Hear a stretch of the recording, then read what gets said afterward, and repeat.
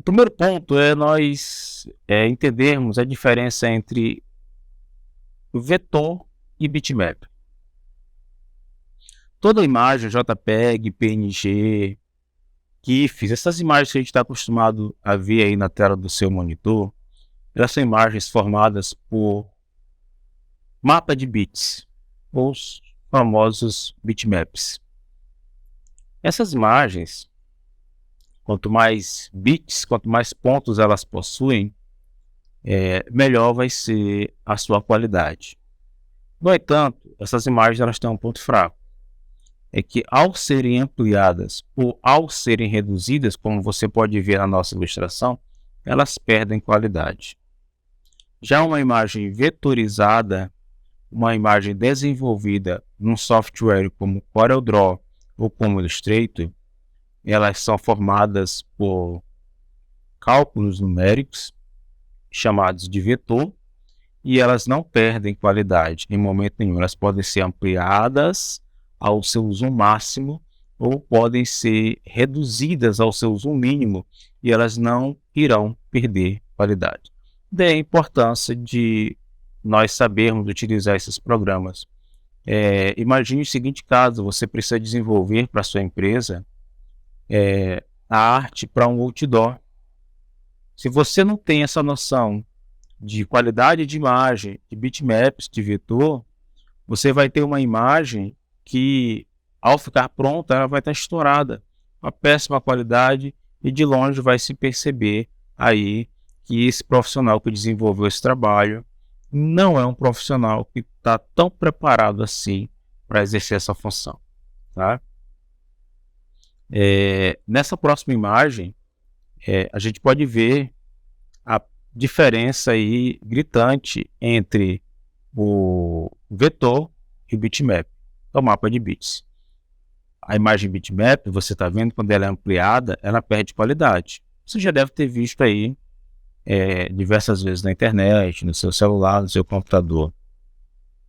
A imagem de vetor, ela é formada por pontos. Essa linha verde, essas bolinhas verdes, são chamadas de nós ou âncoras, tá? Que a gente vai conhecer no nosso programa. E a imagem é formada assim, tá? Ela não perde qualidade e é ideal para que a gente possa trabalhar com imagens minúsculas ou imagens gigantescas. E ela também não pesa, ela não tem o mesmo peso na hora de carregar quanto o bitmap tem. Você pode ver aí, nesse segundo exemplo, a imagem ali do seu lado esquerdo da sua tela, uma imagem bitmap, quando você dá um zoom 3 vezes, olha como ela perde qualidade. Já do lado direito, o vetor, você dá um zoom de 3 vezes e ele não vai perder qualidade, tá bom? Essa é a principal diferença entre imagens bitmaps e imagens vetorizadas, tá? Vamos lá.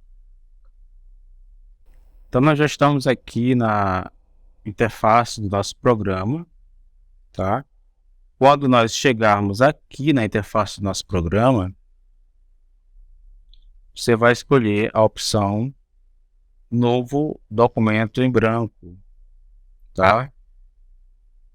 Quando a gente escolher essa opção Novo Documento em Branco, ele vai aparecer essa caixinha aqui, tá? Aonde a gente vai escolher o tamanho padrão que a gente utiliza, que é o tamanho A4. No entanto, esse tamanho ele poderá ser alterado, tá? Em seguida, aqui nós temos a largura, aqui as medidas, vamos trabalhar em milímetros, que é o melhor no momento. O número de páginas também poderá ser alterado depois.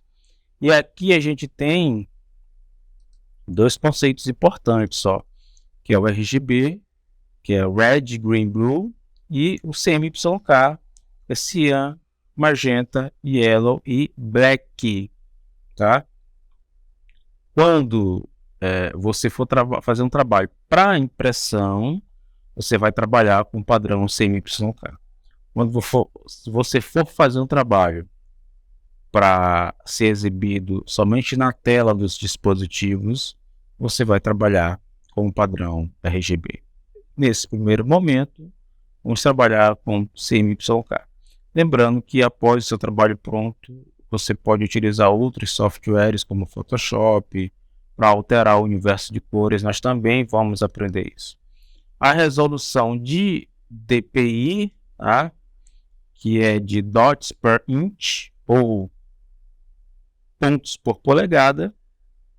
Para impressão, essa resolução aí de 300 pixels está ótima, tá? Feita as configurações, você pode clicar no botão OK.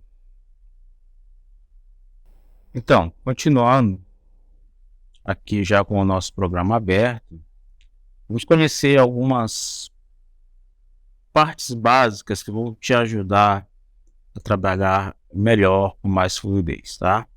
Vamos nos concentrar nessa barra de ferramentas que nós temos aqui em cima. Aqui a gente pode escolher, por exemplo, que tamanho eu quero, A4, A3, tá? E os diversos padrões aí de tamanhos de papel que você pode trabalhar. Aqui eu tenho as medidas. Essas medidas, elas podem ser personalizadas, tá? Por exemplo, se eu for fazer um cartão de visitas, eu já posso colocar aqui 90 milímetros, que é 9 centímetros, por 50 centímetros, 50 milímetros, que é 5 centímetros, tá? Então esse tamanho já fica personalizado. Então veja que aqui do lado eu tenho a palavra personalizado. Vou deixar no padrão A4, você já entendeu. Aqui a orientação do meu trabalho, ó, pode ficar aqui no retrato, pode ficar paisagem. As demais opções nós iremos ver no decorrer do nosso módulo, tá? Bem, para já partirmos para a prática, né, que é o que nos interessa, vamos começar aqui com a ferramenta retângulo, tá? Com a ferramenta retângulo, e aí acompanhando no seu programa, se você estiver utilizando, você pode desenhar vários retângulos já para ir testando, tá? E pegando a prática, que é simples, né? É como qualquer outro programa de edição de imagens, tá? Até programa de edição de texto possuem esses recursos aí, tá? O que a gente vai fazer? Bem, eu vou escolher um desses daqui, tá? Para que a gente entenda algumas coisas. Primeiro, aqui ao redor dessa figura, eu tenho as alças, tá? Essas alças eu vou utilizar para aumentar o tamanho da minha figura, diminuir, tá? E se eu segurar Shift, a tecla Shift, eu consigo aumentar por igual, de forma proporcional. Tanto só na largura, quanto somente na altura, ou em ambos, se eu clicar aqui no canto. Se eu der mais um clique nessa figura, as alças vão mudar para o padrão de rotatividade, onde eu posso clicar e girar essa figura. Você vai perceber também que bem aqui nesse pontinho aqui, ó, onde eu vou sinalizar para você, a gente tem aqui o que a gente chama de alças de inclinação, tá? Ó, onde nesse caso ele não vai girar, mas ele vai inclinar essa figura, tá bom? Aí você tem liberdade de fazer os diversos testes. Um ponto interessante é que esse centro ele pode ser deslocado. Perceba que ele está girando ao redor do centro. Mas se eu mover esse centro para cá, por exemplo, ele vai mover ao redor desse centro. Bom, aqui do meu lado direito, eu tenho a caixa de cores, tá? Onde eu tenho bem aqui embaixo, onde eu vou sinalizar para você. Aqui eu tenho as barras de rolagem, tá bom? Eu posso girar assim, ou posso abri-la assim, tá? Basta escolher a cor e o seu objeto vai ficar com a cor que você escolheu, tá bom? Atalhos para o nosso zoom F4, ele encaixa na tela, F3 ele diminui, F4 de novo e F9 ele exibe para você em tela cheia, tá? Mas eu também tenho a ferramenta Zoom, tá? Onde eu posso selecionar uma figura ou uma parte da minha tela que eu posso utilizar. E aqui em cima, ó, essa barra de ferramentas, ela é contextual. Isso quer dizer que ele vai mudando de acordo com a ferramenta que eu estou utilizando, tá?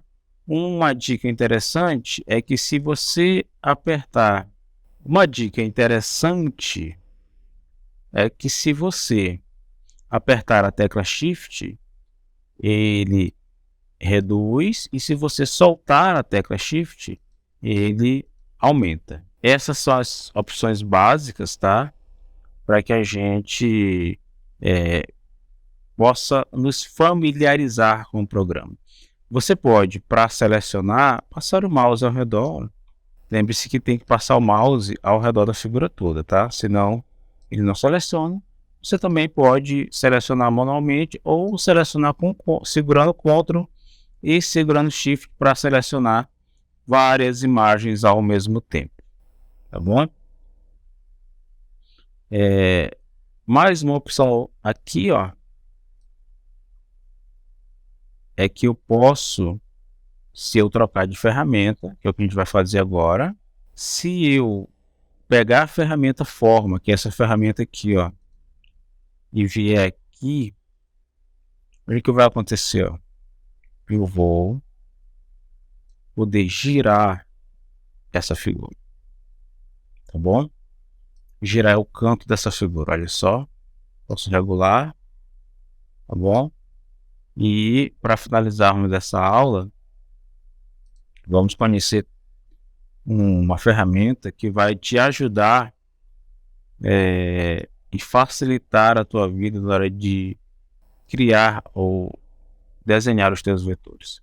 Para isso, a gente vai ter que estar com duas figuras, tá? Nesse caso aqui, eu estou com um retângulo e um círculo. Eu vou pintar, tá? Esses dois objetos de cores diferentes, para que a gente possa entender direitinho o que está acontecendo. Então eu vou selecionar as duas figuras, passando o mouse ao redor. E aqui em cima, ó, a gente tem a primeira opção, que é o que eu quero explicar para você. Nessa primeira opção, a gente tem aqui o soldar. O soldar, ele vai combinar os objetos em um único objeto. É o que a gente vai fazer agora, ó. Eu vou clicar em soldar e os dois objetos viram um só objeto. Eu vou dar um Ctrl Z para desfazer e vamos dizer a próxima, aparar. Aparar, ele vai cortar um dos objetos. Eu vou clicar, ó. Pronto, ó. Ele aparou o retângulo, tá? Eu vou dar um Ctrl Z.